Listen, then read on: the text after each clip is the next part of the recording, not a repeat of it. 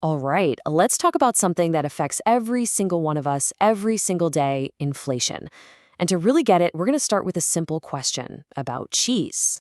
So, picture this. You've got a $10 bill in your hand. Feels solid, right?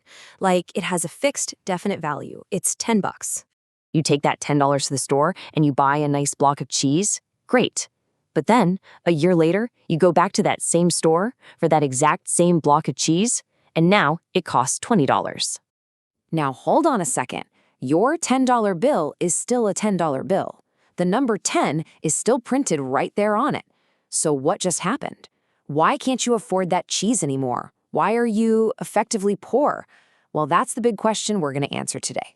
To really understand this, we need to strip away all the complexity of the modern world. So for a minute, let's forget about dollars and stores and step into a much simpler world. Let's call it the mouse economy.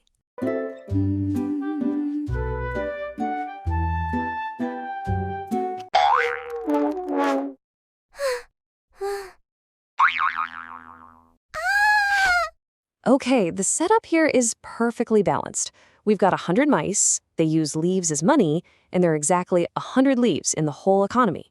And what do they want to buy? Cheese. You guessed it, there are exactly 100 pieces of cheese. See? Nice and simple. 1 to 1 to 1. So in this little world, the value of money is crystal clear. One leaf gets you one piece of cheese. The system is stable. Every mouse knows exactly what their money is worth. It's perfect. But what happens when we mess with that perfect balance? Let's say something big happens. We'll call it the Great Leaf Printing. The mouse government gets a big idea. Maybe it wants to build some new mouse tunnels, or maybe it just wants to make everyone feel a bit richer.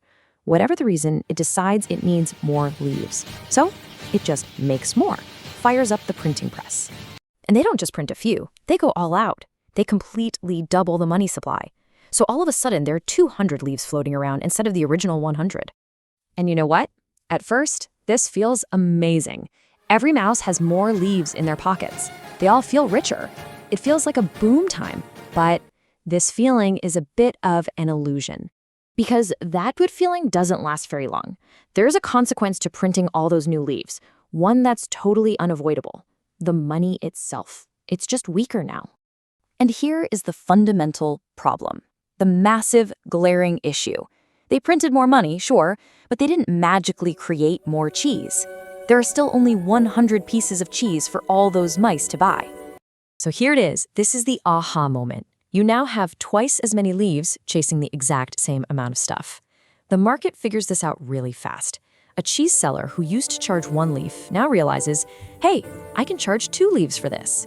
And just like that, the value of every single leaf in the economy gets cut in half. And this is the absolute core of it. The money didn't vanish. In fact, the mice have more of it. But the power of that money, what it can actually buy you, it shrank. That right there, in a nutshell, is inflation. Okay, so let's bring this all back to our world. It's a direct translation, really. The leaves, well, those are dollars. The mouse government, that's the central bank that controls the money supply. And the cheese, that's everything. It's houses, cars, groceries, your phone bill, you name it. And trust me, this isn't just a theory.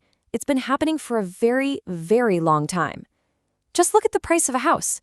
Back in the 70s, your grandparents might have bought a home for around $30,000.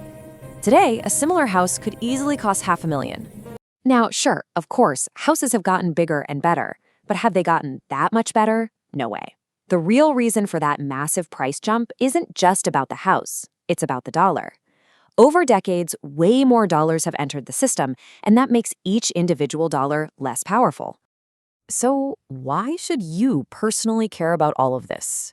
Because inflation acts like a hidden, invisible tax, and its number one target is your savings. Think about it like this. If you have, say, $10,000 just sitting in a bank account, and inflation is 3% that year, well, by next year, your 10 grand can only buy what $9,700 could have bought today. You didn't spend a dime, but you still lost $300 in buying power. And that's the key takeaway for today.